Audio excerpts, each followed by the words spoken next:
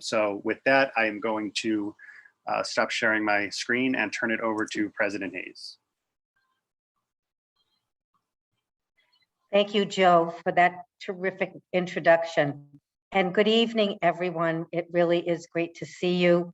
I hope that you have had some enjoyable and restful summertime so far. We still have a few weeks left of summer, and I hope we're all going to continue to take advantage of it. Well, as the fall semester approaches, things have changed again in our with regard to the Delta variant. So I wanted to bring the university community together to discuss some of the important updates to our planning processes for the fall. An important note is that this session is being recorded, so people who might have had other commitments and couldn't make this evening will be able to view it at another time. But first, I'd like to ask Dan Leahy, Director of the Center for Ministry and Service, to offer an opening reflection. Thank you, President Hayes. I'm so glad to be with you this evening and to realize that we'll be rejoining each other as we begin to open up our campus for a new school year. We've been anticipating this for a while now, and it feels really good. So much of last semester, like many of you, part of the summer, I was working alone in my office. I felt like I was the only one in St. Joe's Hall. It was pretty lonely. And I know many of you felt the same way working virtually last year. But as we join back together as the Regis community, I'm convinced more than ever how important community is. Community is the name of the game. In fact, today at Regis, we had a series of many on-campus orientations. And I was walking around watching the orientation leaders with small groups of 10 or 15 new students beginning to form community. They were letting them know who we are and what's important to us. They were letting them know that we can't fully be ourselves without each other. And as community, I'm reminded that we have certain responsibilities towards each other to love and care for each other, all of which is to promote the common good and the common welfare of our community. In doing so, we all learn and all grow and are all transformed together. So thank you for being our community. Thank you for helping me to become who God created me to be. And I promise to do the same for you. For our prayer, I found a reflection from an anonymous wisdom source, someone intimately familiar with the spirituality, the charism of the Sisters of St. Joseph, most likely a sister themselves. And the prayer is used when preparing to begin for an important venture. So I felt like it was appropriate for this evening's meeting. So let us pray. Oh God, help us to undertake everything with great desire, but to remain hidden in carrying it out. Teach us to be instruments of unity and reconciliation for every kind of neighbor, and with our neighbors to interpret all things from the best possible point of view.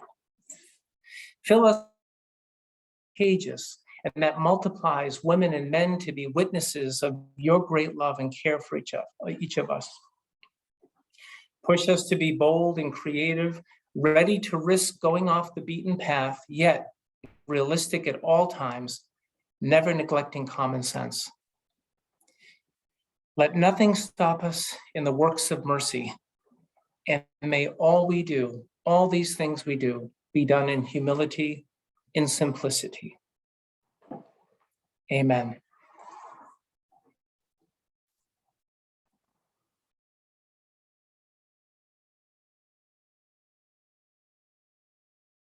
Your words today, Joe, and Dan, are very important. And thank you, Dan. Well, we're just a few weeks away from a full reopening of our campus for the fall semester. Athletes will start arriving next week. In-person classes, full residence halls, and campus events will again be the norm. But as I mentioned in my message a couple of weeks ago, COVID-19 is here to stay. particularly concerning the Delta variant. COVID-19 cases across the country are rising. Despite the surge, the vaccine, however, has proven to be the most effective protection against serious symptoms, hospitalization, and death. Please get vaccinated if you haven't already. As of today, 72% of those who will be on campus this fall have uploaded their vaccine information to Co-Verified.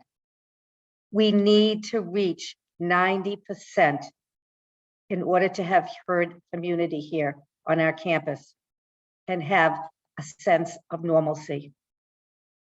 There's less than 1 week to upload your vaccine information, so please do it as soon as possible. We need everyone's cooperation as we open to ensure a smooth start to the semester. As the health threat of the virus evolves, so does our response. There is an urgency now that we reach herd immunity. We are asking everyone to return to campus with a negative PCR test. We are requiring vaccinated individuals to be tested for COVID-19 once a week. Unvaccinated individuals will test twice a week. All campus members must be masked inside. That protocol will begin on Monday. And unvaccinated members of our community will need to be masked at all times. Our COVID-19 working group continues to closely monitor and watch the science and spread of the virus. We're now learning that the breakthroughs of symptoms and of the virus is occurring more and more in people who are vaccinated. We will need to adjust our protocols to keep everyone on campus safe so we can continue to stay open and continue to support our students to progress in their programs. One of the few constants right now is COVID-19, but guess what? It's how inconsistent that it is. I understand how frustrating and discouraging this is for all of us.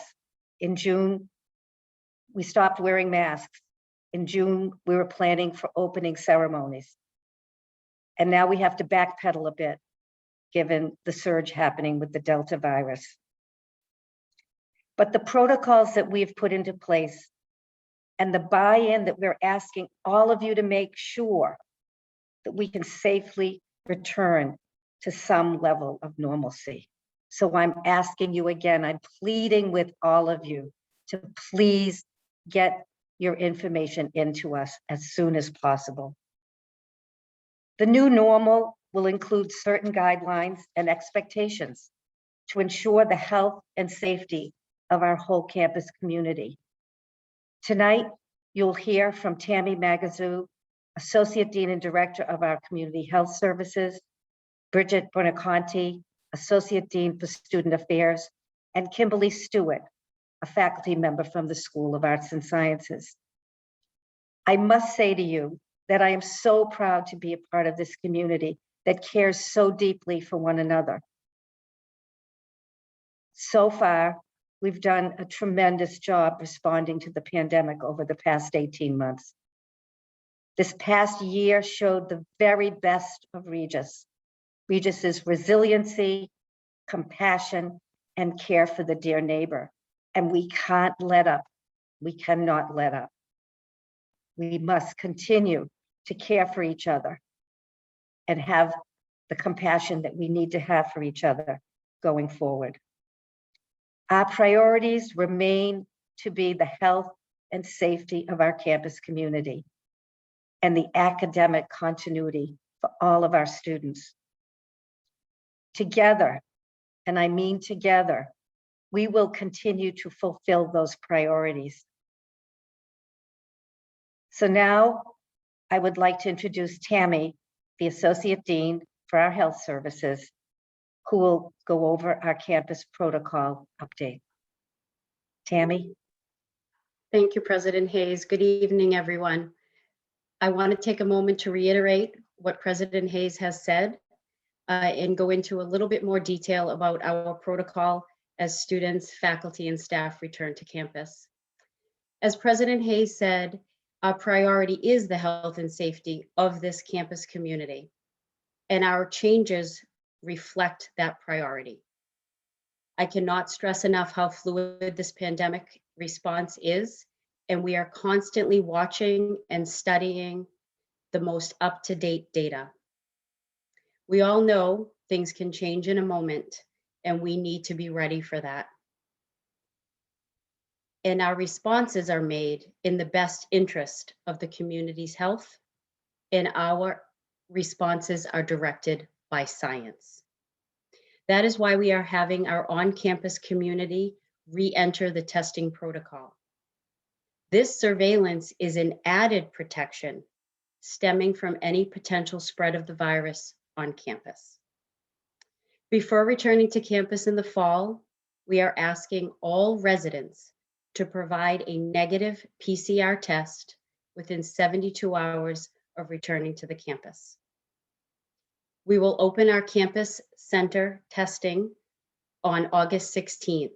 This will allow for community members to come and test and make that time available. Or of course, you can upload an offsite test through our Co-Verified app. Once you are back in our testing protocol, all vaccinated individuals will be required to test once a week. All unvaccinated individuals will be required to test twice a week. Please note that our unvaccinated individuals are those that have received a medical or religious exemption. We are examining alternate testing times so that our campus community members can get tested. We will get back to you when we know more about those hours. My team, and I have a fabulous team in health services, are prepared to test and care for individuals who become positive with COVID-19.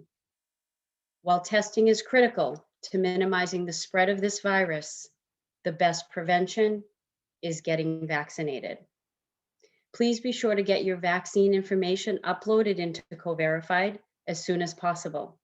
This way we can assure our number of 90% and know that our campus can open safely. I understand that this ever-changing pandemic is frustrating, but we want to make sure that this campus is safe, and in doing so, not sacrifice what makes our campus so great. Thank you very much for your time, and I look forward to answering any questions you may have this evening. Thank you so much, Tammi. Now I'd like to introduce Bridget, Associate Dean of Student Affairs, who will discuss student life and residential policies. Bridget. Thank you, President Hayes, and thank you everyone for joining. I really have 4 main points to talk about, not just for residents, but for all students. And so I just want to make that clear. We'll see if we can get to 4. The first is a reminder, you've heard it a lot this evening, to upload your vaccine by August 16th. That's the deadline. You've been receiving calls and information about this. That is critical.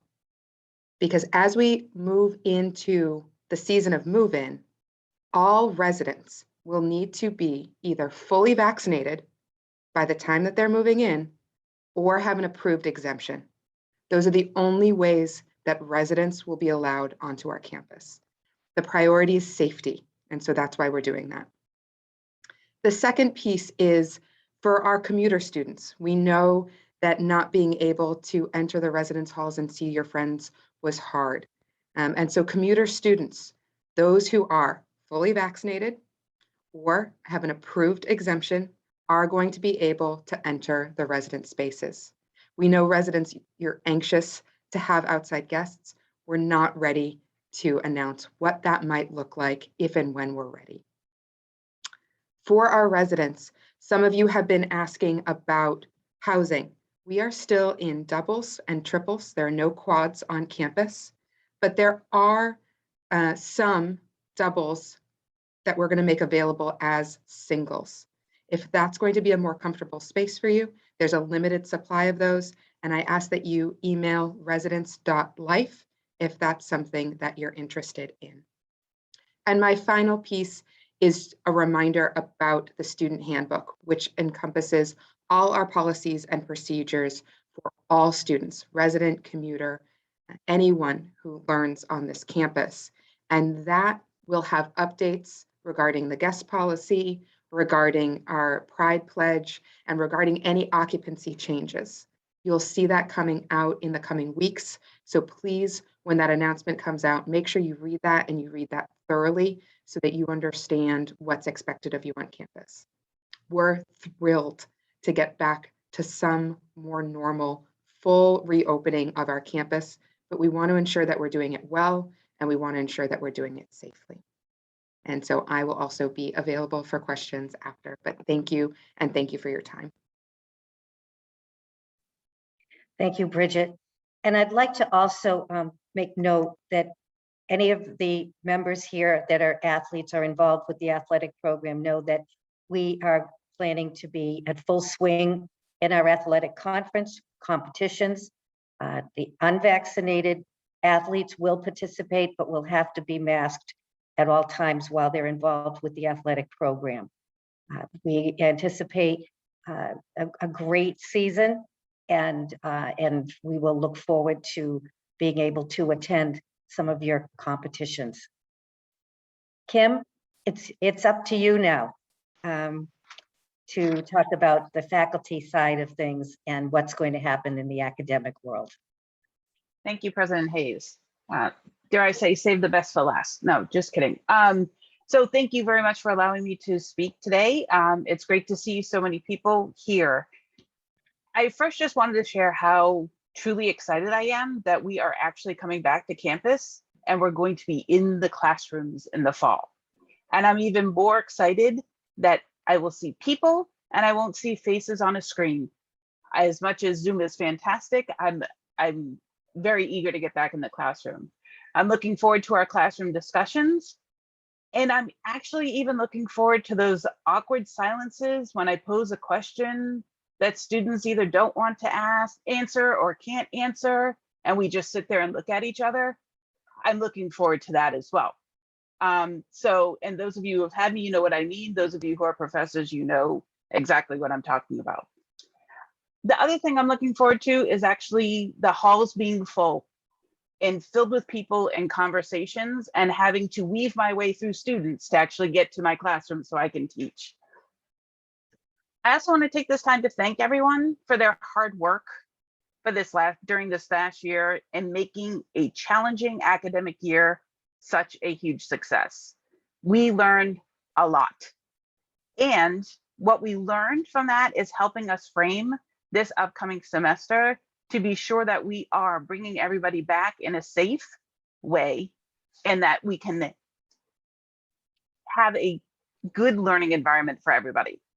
So on that note, I want to let everybody know, especially the students, that we are here for you. We are here to support you, and we are here to help ensure that your fall semester is a successful one. So I'm asking you now to do not hesitate to reach out with questions. Don't hesitate to meet with your professors. Don't hesitate to meet with them during their office hours. Ask them if you need help, or ask anybody on the campus, and we are here to help you. We want to make this fall semester and every semester going forward the best semester yet. I would be remiss if I did not end with, please upload your vaccine record into Co-Verified. So everybody, here's to a great fall semester, and I cannot wait to see each and every one of you. Thank you, Kimberly. And now we will use the remaining time we have to answer your questions. Joe? Thank you, President Hayes. As we said before, if you have any questions, please put them in the chat and we'll get to as many as we can. And I want to thank all of our speakers for joining us this evening and providing with a lot of really important information as we get ready for the fall semester. So we're going to start right off with you, President Hayes. As this was the first time we've shared the update about masks, could you please just once again reiterate what the new policy will be for mask wearing on Monday? Because of the increase in the incidence of the Delta variant and the fact that there are many more breakthrough infections for the vaccinated individuals, we have made the decision to return to a mask-wearing campus. Predominantly, everyone will be required to wear a mask inside and in the classrooms. However, vaccinated members of the campus can be without a mask when they're outside. However, unvaccinated members of our campus must wear a mask all of the time so that they protect themselves and protect the spread of the virus to our vaccinated members. Perfect. Thank you very much. So our next question is for Tammi. When do students, if students are not on campus yet, do they still need to get tested or not until they are living on campus? I think this is related to when the testing center on campus is opened. Do students have to, and faculty and staff have to come right away to get their tests? Could you kind of talk through the scheduling of that? Yeah, sure.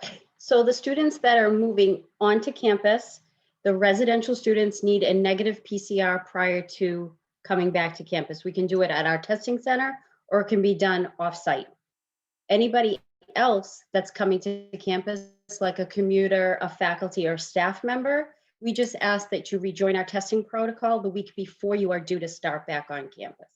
So it's the residential students that need a negative PCR prior to moving in. And that needs to be within 72 hours of the return. And like I said, our testing center can provide that test. You would just come to campus and leave again. Otherwise, you can provide an offsite test that needs to be uploaded into Co-Verified. If you have any issues with Co-Verified app, we have lots of support.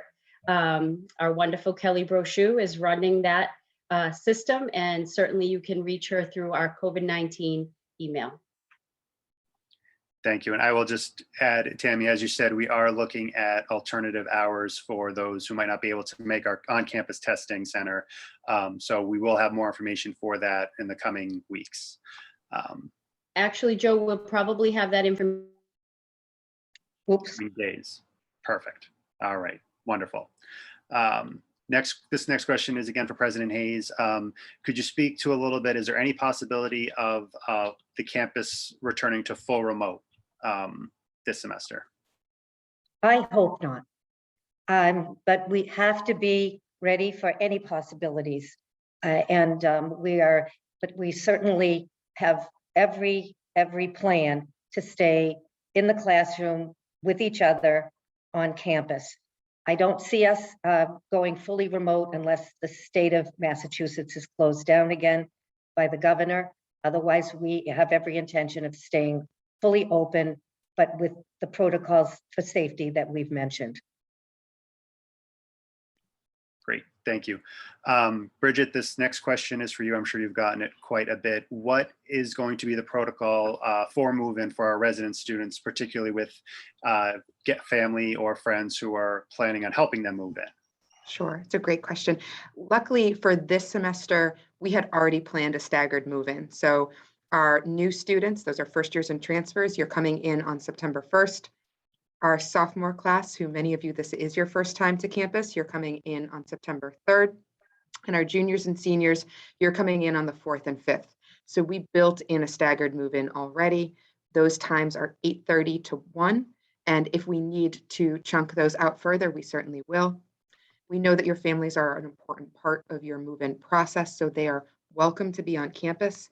We ask that they are masked as well, just as you are masked in the residence halls. They won't need a proof of vaccine as they are leaving, but while they're in the halls, that they're abiding by all the policies that we will have in place.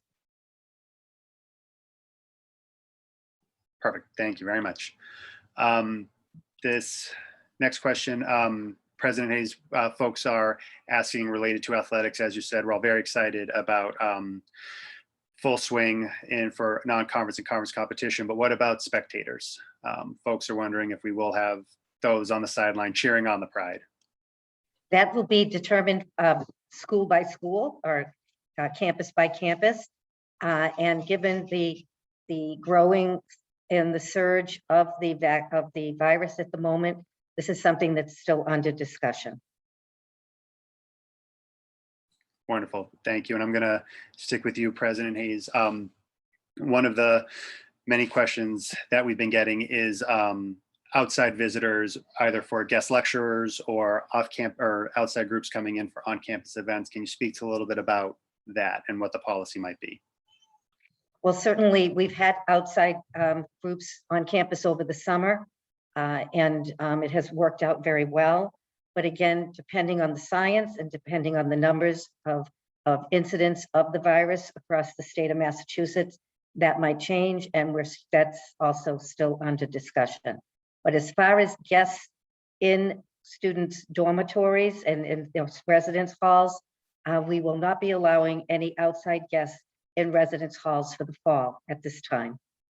But students who are commuter students and other residential students are allowed to be in and out of the residence halls because they're part of our protocol. Wonderful, thank you. Tammi, from a public health standpoint, we're getting a few questions about capacity and the 6 feet of social distancing in the classroom. Can you speak to a little about if that's going to be necessary come the fall? So at this time, there has been no movement to go back to 6 feet in the classroom space. We have no new data from the state epidemiologist or the Department of Public Health that is telling us to socially distance at this time. As soon as we hear something, we will certainly let people know, but not at this time. At this point, we plan on being back in classrooms at full capacity, but masked. Wonderful, thank you. The questions are coming in fast and furious, so please, if you have anything, we will do the best that we can to get them addressed tonight. Tammi, in terms of off-site testing for folks who live far from campus and just might not be able to get there, if you could reiterate again, what about off-campus site tests? Will those be allowed and how can they go about getting that information to us? Absolutely. Off-campus testing is perfectly fine as long as it is a PCR. That is going to be our gold standard. And they can be uploaded directly into the Co-Verified app, and that will allow us to clear you to return to campus. So we do know that the Project Beacon site is free so that you can make an appointment through Project Beacon. And those sites are available all over Massachusetts. And of course, urgent cares and other facilities are doing testing, but I do believe there is a cost associated with that. But Project Beacon is a free available site. Typically, it's a drive up. You don't have to even get out of your car. They'll come over and do your testing right in your car. Wonderful, thank you. For Bridget, for our residence halls, for those who are allowed in terms of guests and other students, will there be a limit to the number of individuals who can be in a dorm room at a time, as was the case last semester? Sure, there will be, and I think the thing to remember is there always has been.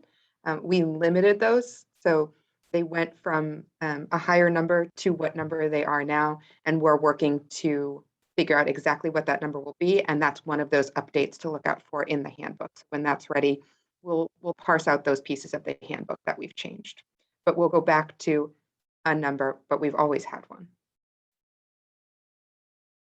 I think many would consider this one of the most important questions. I know our Vice President of Academic Affairs, Mary Driscoll, is very excited about this, but she's on vacation. Someone did ask, will Dunks be open this fall? President, that's the plan. Yes, that's the plan. We should have all of the eating facilities will all be up and running. Wonderful. Another question for Tammi. If an individual has had COVID within the last 90 days prior to moving back to campus or returning to campus, what steps should they take in terms of testing based on CDC recommendations and public health recommendations? Thanks, Joe. Anybody that has tested positive in the last 90 days is not required to provide us a test, and they will be out of the testing protocol for 90 days. However, we need your test result. So you need to upload that into Co-Verify, and we will put you into what's called an immunity period. And once you end that immunity period, you will rejoin the testing protocol. Wonderful, thank you. Bridget, again, for you, if you could put on your student affairs hat, our campus clubs, which are I know a key part of our campus community, what is the expectation around there and what are the protocols around there? Sure. So those are something we're looking forward to bringing back. We'll have students on campus. We'll be able to meet, as Tammi talked about. There isn't that sense of 6 feet yet in public spaces. So we hope that their meetings will be in person as possible. If we need to have some zoomed in meetings, of course we will. And the goal is also a robust programming schedule. And that includes some in-person programming. We're going to use the best guidance from Board of Health and what we think is best for our community. But the expectation is clubs and orgs up and running and providing some much needed fun to our campus. Thank you very much. President Hayes, we've gotten a couple questions around remote teaching, and particularly for our classes. Will there be an option to go remote this semester, or are we very much focused on in-person this semester? We are focused on in-person this semester. Again, every decision is left for possible change, but based on the science, but at this time, we plan to have all classes in person. Now, we have to, obviously, students that might develop the infection or have exposure to someone with the infection and have to go into isolation or quarantine, we will be making accommodations for that group of students when that is needed. However, at this point, we're planning on having, the baseline is that all classes will be in person. Perfect. Thank you very much. And then once again for you, President Hayes, we've spoken a lot about guests indoors, but what about outdoors? A lot of folks are wondering if friends and family can come and visit. If they sit outdoors, is that okay? We really cannot at this point have guests coming onto campus unless they produce a PCR test within 72 hours. So any guests coming to campus at this time, if they're coming to stay on campus for any amount of time, again, as different from the actual move-in where family members will come to help with the move-in, but then they leave. If there's any extended period of time that a guest or a family member would come to campus, they would have to be tested, bring a PCR test, and documentation of a vaccine. All right, thank you. For Tammi, the 90% herd immunity that we are trying to reach with our vaccine work, that includes everyone on campus, correct? Students, faculty, and staff? That is correct. 90%, yes. The entire population. That is how we can assure that we keep our campus community safe. And of course, we know that nothing is 100%. That's true. But with 90%, we hope that we will provide a nice, safe environment for all of our campus community. And when we talk about fully opening and being able to be involved in campus activities of all different kinds, that is absolutely the plan, but herd immunity is essential to be able to do that. Perfect. Thank you very much. Tammi, we got a question about if someone does test positive, what are the protocols for them as dictated by both the local Board of Health and our CDC? I know we talked a lot about that last semester, but if we could refresh folks about what the current protocol is. Sure. So vaccinated individuals that test positive will still be required to isolate in our wellness housing. And the duration is still the same. So there's been no change in the isolation for those that test positive. The change, however, is the close contacts.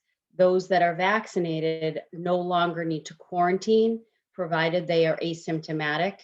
The only thing that does change is that those close contacts will be required to test 3 to 5 days after exposure, but no need to quarantine if there are no symptoms. Thank you very much. But if somebody is unvaccinated, they would have to be quarantined. Correct. That is correct, yes. And the duration of that quarantine is varied, and we're looking at that guidance a little bit closer.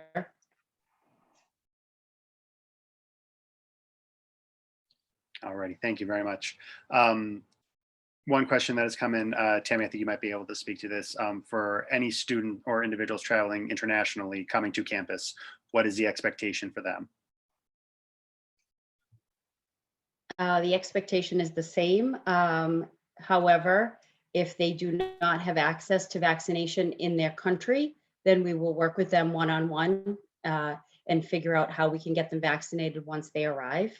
But if their vaccine is approved by the World Health Organization, then we will accept it and they can move in just as every other student has. Their PCR, once again, needs to be negative prior to arrival, the same as with any other student. But that vaccine situation, we can certainly work with the international students if the vaccine is not available in their country. And they should reach out to us and let us know. Great, thank you very much. For President Hayes, there's been some questions. We have, as we mentioned, our Monday, August 16th deadline to upload your co-verified information. What will happen if folks do not have a medical or religious exemption and are not fully vaccinated by Monday? Folks are wondering what next steps will be after that. Well, we would encourage you to continue the process, but if you're not vaccinated or if you have not got an exemption prior to when you plan to come to campus, then you will be not allowed to come to campus. All righty, thank you very much. And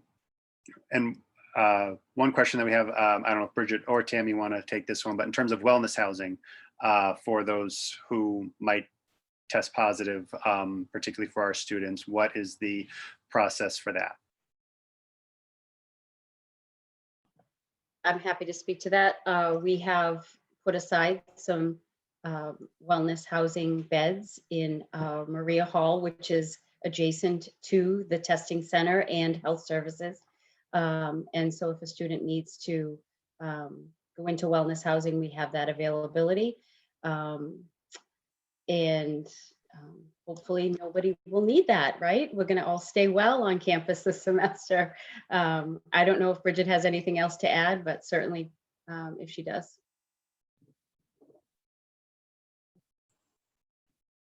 All righty, thank you very much. Tammi, if you could also speak to expectations for commuter students. We touched upon, when resident students move in, but what about commuter students who don't have to worry about going through the move-in process? Yeah, so those commuter students should be back in our testing protocol 1 week before they start classes. And once again, we'll continue to remain in our testing protocol. Vaccinated once a week, unvaccinated with exemption twice a week. So if you know when you're back on campus, then you need to be sure that you have rejoined our testing protocol prior to that start. And Tammi, for you again, what happens if you are not a residential student and you test positive?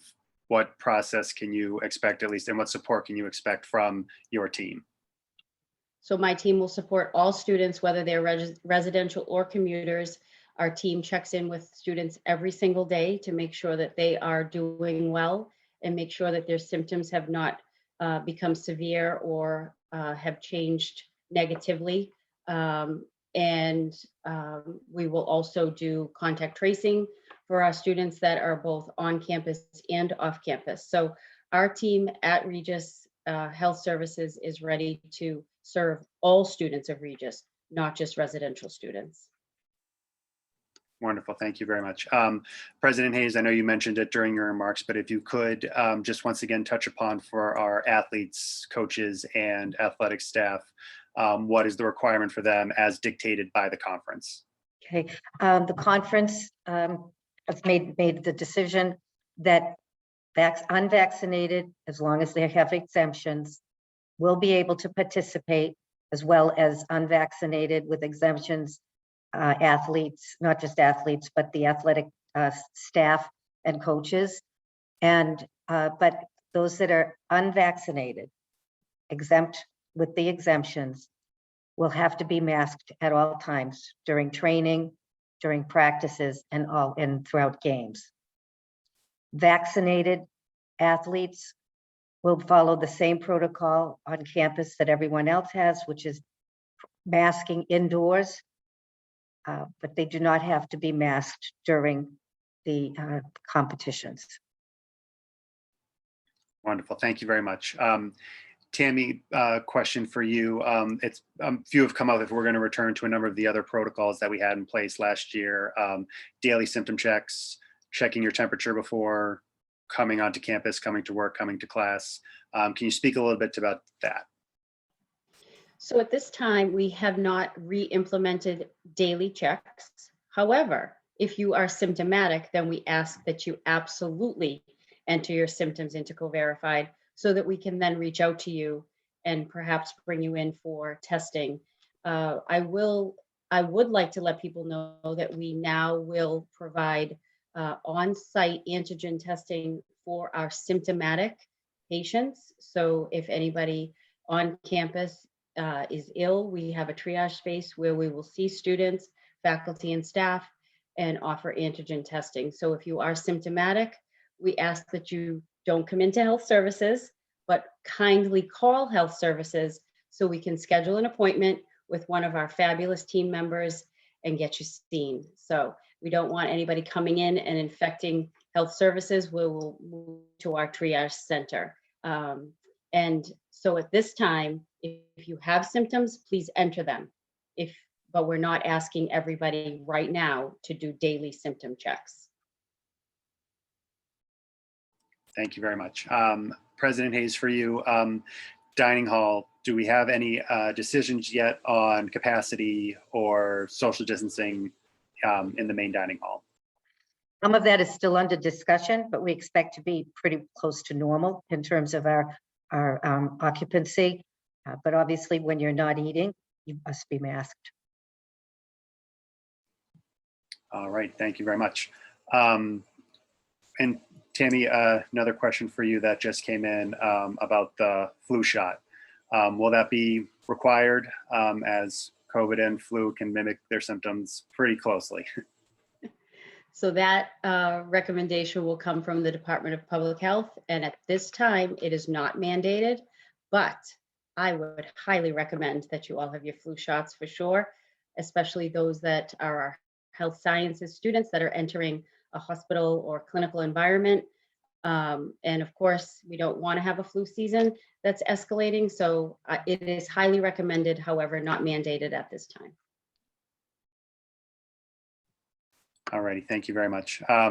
We seem to have a lot of repeat questions coming through our chat, so I will make the executive decision that we will wrap things up right now, give everyone, as we say, about 15 minutes back on their evening. President Hayes, I just wanted to see if you have any closing remarks for the community right now. All I can say is get vaccinated, please. And if you have been vaccinated, please upload your information for us and for yourself. All of this information is going to be available to you on our COVID-19 website, which is updated regularly. So everything we talked about this evening will be on that website by tomorrow. We will make sure to provide any updates on an ongoing basis to our protocols as soon as they're made, based on the science and based on what's happening with the Delta variant. And I will say again, thank you so much for joining us tonight. A lot of what we had to say to you wasn't easy for us either, but we know this is the right thing to do for us to be open and be as normal as possible. We have to have people following these protocols. So thanks again for coming, and I can't wait to see you all in person very, very soon. So good night, stay well, and enjoy the rest of your summer.